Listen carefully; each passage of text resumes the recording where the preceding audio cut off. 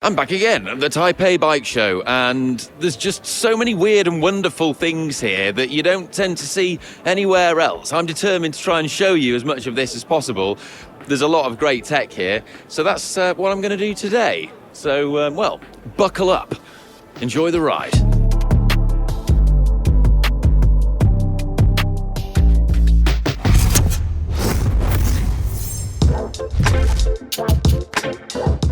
I'm delighted because I've just seen this. Now, this is called the booster crank. Now, what it claims to do is increase your power by 50%. Now, it appears to be some kind of perpetual motion machine by offsetting the pedal axle, and then there's sort of these appendages and some bevel gears inside here. I'm not totally sure how it works. I'm going to ask an engineer. However, if this does increase your power by 50%, then I'm very happy because I think now I can finally win the tour. You heard it here first. I've now got a 600 watt FTP. Cool bit of innovation tech for you here. Now this is something that could have amazing applications, especially on commuter bikes and any bikes where riders need to be seen, and visibility is obviously massive to other road users. This is some electrophosphoruminescent paint that can be applied to a bike. I just had a quick look, and there's other applications for this sort of stuff on aeroplanes and yachts and all sorts of things.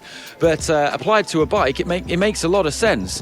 What it is a special sort of phosphorus inorganic coating on the paint, and then when you apply an electric current to it, it excites the electrons in there, and then allows it to sort of brighten up and be highly visible. Apparently it lasts an incredibly long time as well. Love a bit of chemistry. Pretty awesome. Here I found a company that specialises in injection moulded components, and they're demonstrating their raw plastic in some rather interesting receptacles. Should I tell them, or I think I'm just going to leave.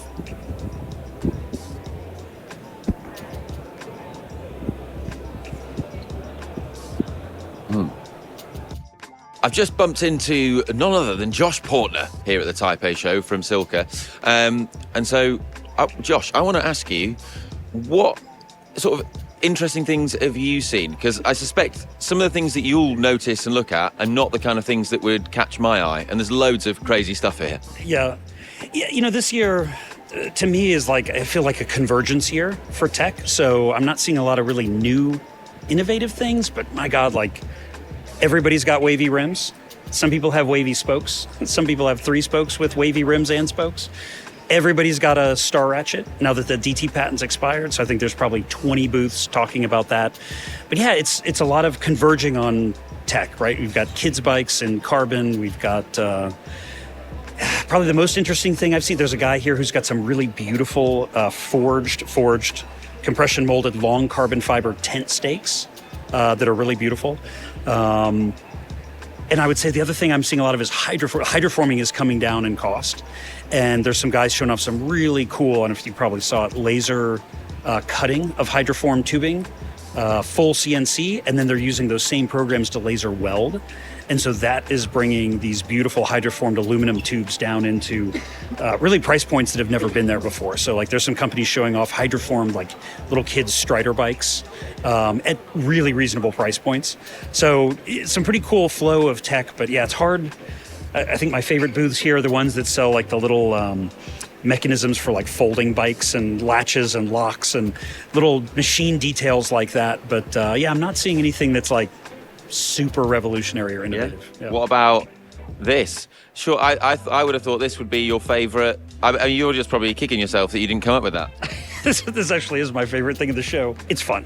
That to me, that's somebody's passion project, and my hope for them is they don't end up bankrupt or divorced or both. Yeah. I hope they haven't remortgaged their house.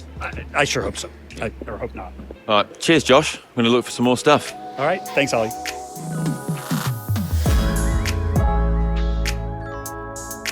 Connor Dunn's dreams have finally come true. Apparently now, 32-inch rims are a thing on mountain bikes.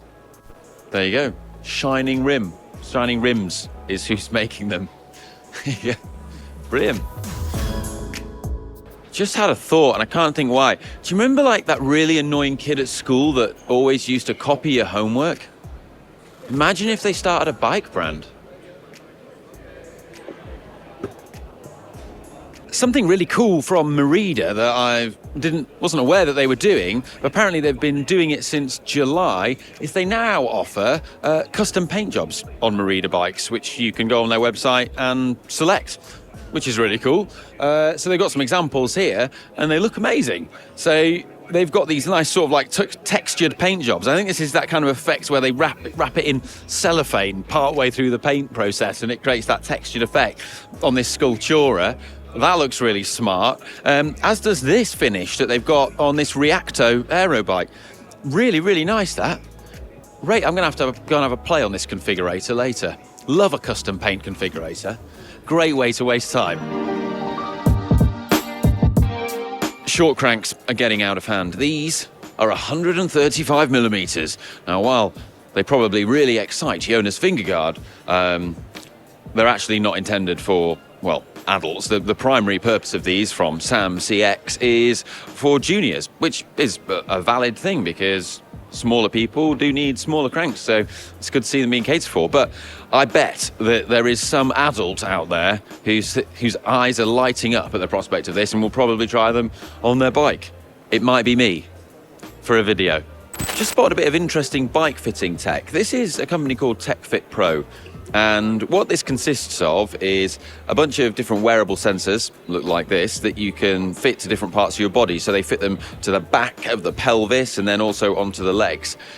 And then this can gather motion sensor bike fitting data, which can then be used by a bike fitter to see how you're moving on the bike and tune your fit. So by having a sensor on the back of the pelvis, it can actually measure your pelvic rotation. Something that happens if your saddle is too high is your pelvis typically rocks on the saddle to compensate, and this will measure that. The advantage and what I like about this is that you can have a bike fit and gather bike fitting data while actually riding outdoors and actually riding your bike hard. Because a lot of the time when you have a bike fit, you have to just sit on a jig and ride indoors, and you're not necessarily putting a lot of power through the pedals, whereas you could go and do a race and fit this or a time trial or something and gather some pretty good data from that, I think. So yeah, if it works well, that's an interesting idea. Well, I'm going to take the new Vision RS wheels now and go. Unfortunately, that's all I've got time for, but I'm going to need these because Connor and I are about to ride across Taiwan, all of it, across the mountains. And we're going to need all the help we can get. So if you want to see how we get on as we ride across Taiwan, then, well, make sure you subscribe to GCN because video is going to be coming soon. Right, let us know what you've enjoyed the most. Taipei Bike Show, it's been amazing. Love you, bye.